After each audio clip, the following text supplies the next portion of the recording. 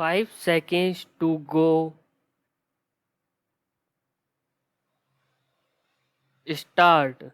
I should like right at the beginning to say that I welcome the amendment which was proposed to the draft resolution by the Foreign Minister of the United Arab Republic. The amendment makes effective change, but I think it is a happier way of putting forward the idea contained in the resolution. When I had the privilege to put forward the resolution from 5 nations before this assembly, I expressed the hope that it would be accepted unanimously.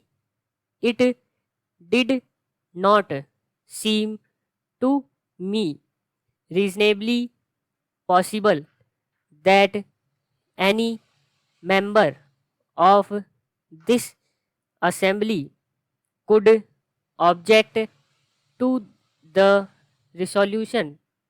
It was straightforward. It contained nothing in it against any individual or this group or that group, but it did represent a strong and passionate desire that things should get moving and that this assembly should not sit paralyzed as if it could not act.